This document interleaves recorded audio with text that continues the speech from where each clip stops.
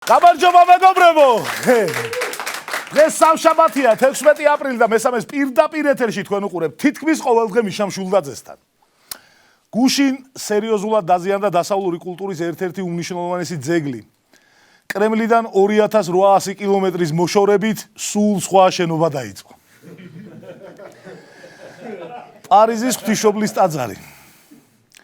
მე-12 საუკუნის ტაძარს ცეცხლის აღამოს გაუჩნდა და მუხის ჭერი ჩამოანგრია. ამ კატასტროფას მსოფლიოს მასშტაბით ყველა ტელევიზია აშუქებდა, მათ შორის იმედი ნიუსი. და იმედი ნიუსი უბრალოდ იმიტომ გამოვყავით, რომ სავარაუდოდ თუ ოდესმე საქართველოში რამე მსგავსი მასშტაბის კატასტროფა მოხდება, დიდი ალბათობით ამ ხანძარის ვიდეო მასალას კიდევ ერთხელ დაატრიალებთ. ნოტრ-დამის აღდგენაზე უკვე გამოიყო უზარმაზარი რაოდენობის თანხა. მსოფლიო მასშტაბით მდიდარმა ხალხმა და ორგანიზაციებმა ტაძრის რესტავრაციისთვის უკვე შეაგროვეს დაახლოებით მილიარდ ევრომდე და სხვათა შორის ქართული ბიზნესის აპირებს ამ ამბავში ჩართვას. მართლა. ოღონდ განა საქართველოში არაა დაზიანებული ძეგლები. უბრალოდ კათოლიკური მადლიც უნდათ ცოტა. აი ბიძინა კი ჯერ არ ვიცით რას იზავს. ერთის მხრივ ხომ ვერ გამოაკლდება მსოფლიოს უმდიდრესი ხალხის რიგებს, მაგრამ თან თავისი აშენებული კათედრალიც აქვს მოსახატი. რაც ასევე ხარჯია. შეიძლება ნანოდეს კიდეს რომ იჩქარა და სამების მოხატვა დაგვიანონსა, იმიტომ რომ ნოტრ-დამის აღდგენა ალბათ უფრო მარტივად შეგიყვანს ისტორიაში. ნოტრ-დამი საფრანგეთის ისტორიული სიმბოლოა, ის ევროპული და მსოფლიო კულტურის ფასდაუდებელი საგანძურია. ის უბედურება, რომელიც პარიზში დატრიალდა, ტკივილის მომტანია ჩვენთვის. ნათქვამია ვლადიმერ პუტინის წერილში. ჩვენ არასდროს არავის უკარგავთ სწორ განცხადებებს. მათ შორის ეს განცხადება სწორია, მაგრამ პუტინ მაინც ხუილო.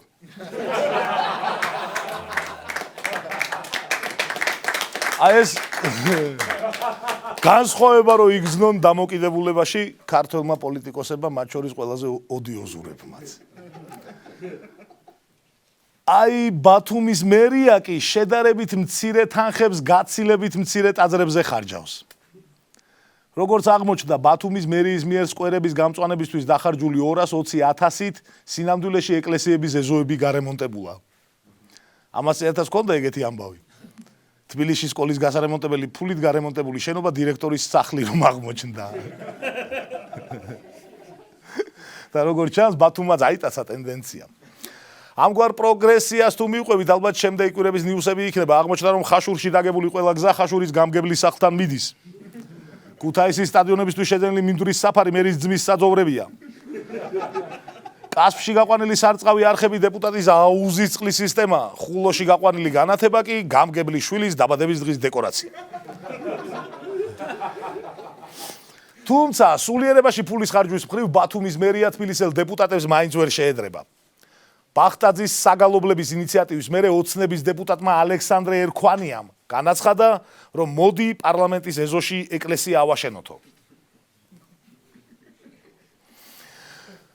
კარგი. ანუ ქუთაისის პარლამენტში სიარული გეზარებოდა და გადმოიტანეთ გასაგებია. მაგრამ ქაშუეთში გადასვლა რანაირად გეზარებოდა. მართლა. თუ ლოცვა გინდათ აგე პირდაპირ პარლამენტის წინ არის ეკლესია. მაგრამ სანამ იქამდე გადავლენ, გზად სარალიძეს და მაჩალიკაშვილს უნდა არიდონ თვალი. და ეგ ამბავი მერე იქ ლოცვას სერიოზულობას ცოტა უკარგავს. პარლამენტის ეზოში ეკლესიის აშენების ინიციატივის გარდა ერქვანია მისის განაცხადა, რომ ღვთისმშობლის წილხვედ ქვეყანაში გეი აღლუმი არ შეიძლებაო. ამ რელიგიური გააქტიურებით თუ ვიმსჯელებთ, ერქვანიას პარტიაში მაინც და მაინც კარგად არ უნდა კონდეს საქმე. როგორც წესი. ხო და მოდი მე უფრო მაგარს გეტყვით. პირდაპირ სამებაში რომ გადავიდეს პარლამენტი, დარწმუნებული ვარ, პარლამენტარების უმრავლესობას ეს შეთავაზება მოეწონებოდა, უბრალოდ ერთადერთი ბარიერი ისაა, რომ ტაძარში ლანძღვა გინება არ მოსულა. აი სადამდე მიიყვანეს, გესმის, ეს არის ბიძინა ივანიშვილის ბრალი. ბოძიშვილი ვიყო. ეს ციტატა ეკუთვნის დეპუტატ ლევან გოგიჩაიშვილს, რომელიც ბოკერიასა და კარლო კოპალიანის დაპირისპირებაზე აკეთებდა კომენტარს და არ იცოდა, რომ მიკროფონი ჩართული ჰქონდა. აი ისეთი მონდომები და გული თქვა, წინ რა მოცემულობაც არ უნდა ჩასვა, ყველაფერს დავიჯერებდი. დღეს რო ცუდი ამინდია, ივანიშვილის ბრალია ბოზიშვილი.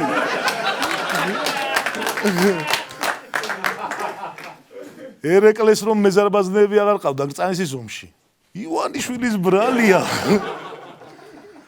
ნოტრდამი რომ დაიწვა. ამ ქვეყანაში რო წინ ვერაფერი ვერ მიდის. ივანიშვილის ბრალია. ამ უკანასკნელზე ბოზიშვილი ვიყო.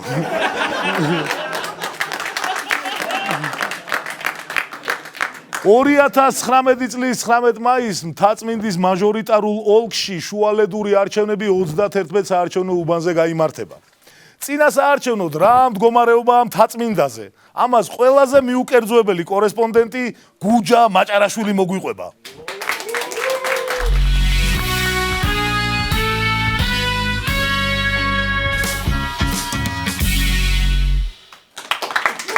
გამარჯობა გუჯა. გითხარი მთაწმინდის ოლქში რომელი კანდიდატები იყრიან კენჭს? ნაირ-ნაირი მიშა რა. ექიმი, ფარნავაზიანთა მეფე, გირგვლიანის ადვოკატი, მსოფლიო ჩემპიონი ბრძოლა წესების გარეშე, ყობა დავითაშვილი და სხვები. ერთი სიტყვით მთაწმინდაზე არაფერი დატოვეს წმინდა. გასაგებია რაც ხდება გუჯა და მოდი ნელ-ნელა მივყვეთ კანდიდატებს. ქართული ოცნების კანდიდატზე ლადო კახაძეზე რას გვეტყვი? ლადო კახაძემ წინა არჩევნებში პატა ბურჭულაძის პარტიას შეწირა 60,000 და შემდეგ ამ პარტიის სახელით იყარა კენჭი, მაგრამ მხოლოდ 618 ხმა აიღო. ერთი სიტყვით აი თან წააგო და თან ძალანძური დაუჯდა რა. შეიძლება ამოღება შალიჯო. და ისე ლადო კახაძე როგორი კაცია გუჯა? როგორი და აი გივი სიხარულიძე წარმოიდგინე და ექიმი რო იყოს რა. აი პროფესორი გივი სიხარულიძე ეგა რა. გუჯა, კახაძეს არ აქვს გამარჯვების შანსი? ძალიან მცირე შანსი აქვს, მიშა, იმიტომ რომ ახალმა თაობამ საერთოდ არ იცის ვინ არის და ძველმა თაობამ ზუსტად იცის ვინც არის.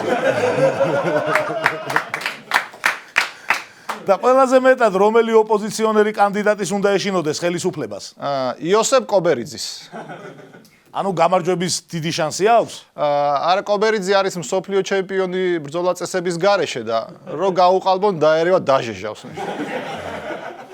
და თვითონ სოსო კობერიძეს რისი იმედი აქვს არჩევნებში გუჯა? ხომ გითხარი, კუნთების. ნუ კუნთები არ არის ცოტა ეხა არჩევნებს. გასაგებია. გუჯა, ჰერმან საბოს რა შანსები აქვს? სამწუხაროდ მიშა ვერ ყვევი ფეხბურთში. გუჯა, ჰერმან საბოა ფარნავაზიანთა მეფე და გირჩის კანდიდატი.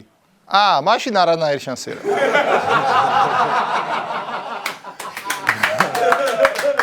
გუჯა, ყობა დავითაშვილზე რას ფიქრობ? როგორც კაცზე თუ როგორც კანდიდატზე? როგორც კანდიდატზე. ძალიან პრიკოლი კანდიდატია. და როგორც კაცზე? იგივეს. და აბა რატომ მკითხე როგორც კაცზე თუ როგორც კანდიდატზეო? სიუჟეტი დავძაბე რა. გუჯა, შენ როგორ გგონია? ხალხს ნეტა დაავიწყდა ყობა დავითაშვილი ფულს რომ იღებდა პარტიის სიაში ჩაწერის სანაცვლოდ? ჩემი აზრით ალბათ ხალხს დაავიწყდებოდა ყობა დავითაშვილი ფულს რო იღებდა პარტიაში ჩაწერის სანაცვლოდ. კარგი, მაშინ ჩვენ ნუ გავახსენებთ ხალხს ყობა დავითაშვილი ფულს რომ იღებდა პარტიის სიაში ჩაწერის სანაცვლოდ. არა, მიშა, მე არც მიფიქრია ხალხისთვის გამეხსნებინა ყობა დავითაშვილი ფულს რო იღებდა პარტიულ სიაში ჩაწერის სანაცვლოდ. ხო და შეიძლება არც ახსოვთ გუჯა. ხო და შეიძლება აირჩიონ კიდეს მიშა.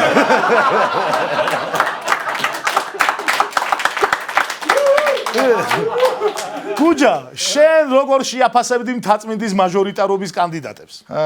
მიშა, ისეთი კანდიდატები არიან, რომ სიკვდილის შემდეგ ვერც ერთი ვერ მოხვდება მთაწმინდის პანთეონში.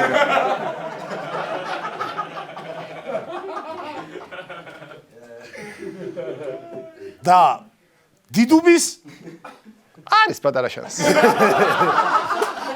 მადლობა გუჯა გულახდილობისთვის და გემშვიდობები. ჩვენ კი მთაწმინდელებს ღირსეული კანდიდატი უსურვოთ. ხელისუფლებას კი მინდა ყურადღება გავამახვილებინო, რომ დაფიქრება მართებს. გირგვლიანის ადვოკატი რომ ბოკერიას პარტიით იყრის კენჭს, ესე იგი ქვეყანაში რაღაცები იცვლება. ახლა კი რუბრიკა ხუმრობა, რომელიც უბრალოდ ფაქტების კონსტატაციით გამოდის. საქართველოსთვის სერიალების გადაღება სასიცოცხლოდ მნიშვნელოვანია, განაცხადა დეპუტატმა და რეჟისორმა ნუკრი ქანთარიამ. მე კი შეგახსენებთ, რომ გუშინ საქსტატმა გამოაქვეყნა საარსებო მინიმუმის დათვლილი თანხა. ხო და ახლა ამ ნიუს კიდევ ერთხელ გავიმეორებთ სხვა ფორმულირებით. სერიალების გადაღება სასიცოცხლოდ მნიშვნელოვანია. განუცხადა პარლამენტის დეპუტატმა ნუკრი ქანთარიამ ძირითადად ხუთსულიან ოჯახებს, რომლებსაც 361 ლარი და 20 თეთრი უნდა იყოთ თვეში. კიდევ ერთი ადამიანი, რომელსაც თავისებური საარსებო მინიმუმი განუსაზღვრეს, სალომე ზურაბიშვილია.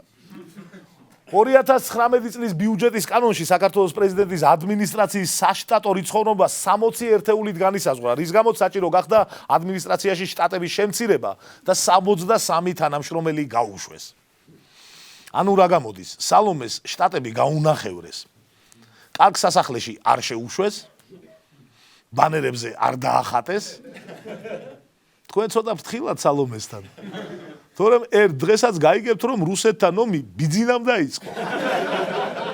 რა პრობლემაა?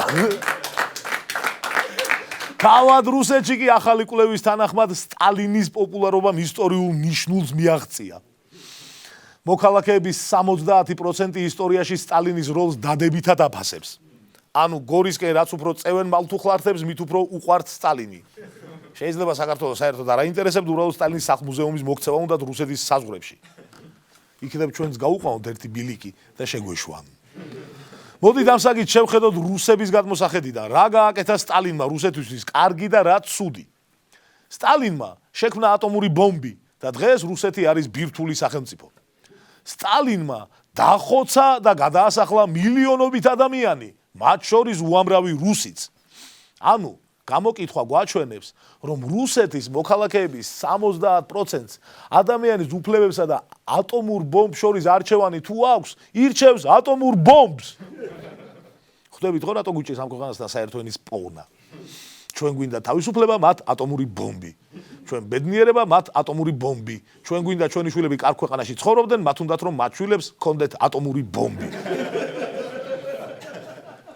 ამ თემას კიდევ დაუბრუნდეთ აბაშიძე კარასინის მოლაპარაკებების 845 რაუნდის დასრულების შემდეგ.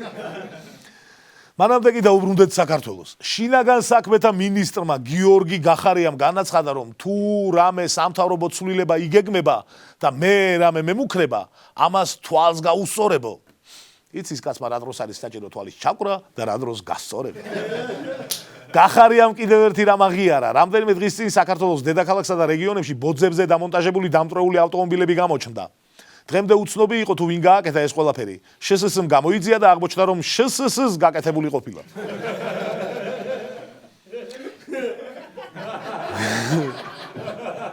კარგი იქნება შინაგან საქმეთა სამინისტროს სხვა სახელმწიფო უწყებების თუ მიბაძავენ და მათ სფეროში არსებული პრობლემების ინსტალაციებს შემოგთავაზებენ. მაგალითად, პარლამენტის ინიციატივით ქუჩებში დაიდგას ამოყირებებული კონსტიტუციის ინსტალაციები. პროკურატურამ დადგას ამოყირებებული მოსამართლეები, თავდაცვის სამინისტრომ ამოყირებებული გირჩები და ეკონომიკის სამინისტრომ დადგას ამოყირებებული 6-იანი, ვითომ 9%-იანი ეკონომიკური ზრდა.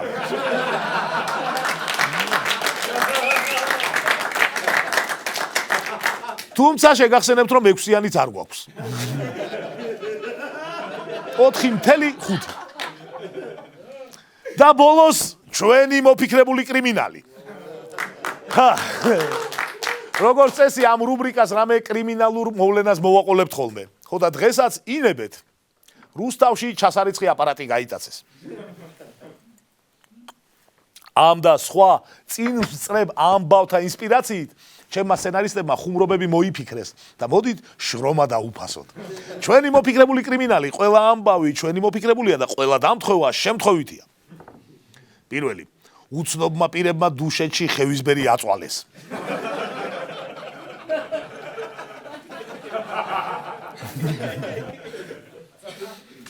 თბილისი ბათუმის მატარებელმა არსად არ გააჩერა. ზღვაში შევარდა და გემს შეეჯახა.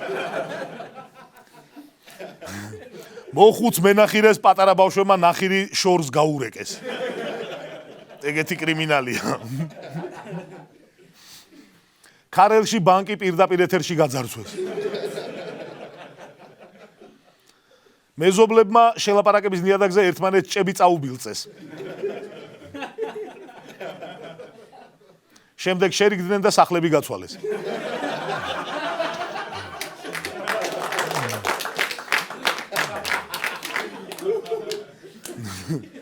ერთმანეთზე გაბრაზებულმა პოლიციელებმა მშვიდობიან მოსახლეობას ცეცხლი გაუხსნეს. ნერვები მოეშალათ. ერთ-ერთი მონასტრის დიაკვანი ბენზინის მოპარვისას დაიწვა.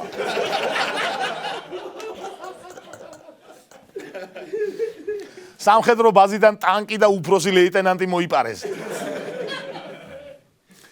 თაღლითობაზე დაკავებულია გლდანის ციხის ბადრაგი, რომელიც 2 წლის მანძილზე პაკისტანელ სტუდენტებზე აქირავებდა საკანს.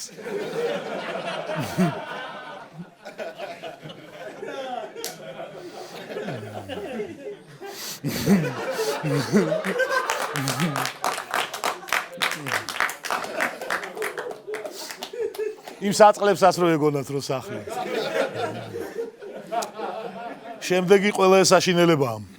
გაციებულ უსინათლოს პასკის ნაცვლად ნახევარი მუთაქა მიყიდეს.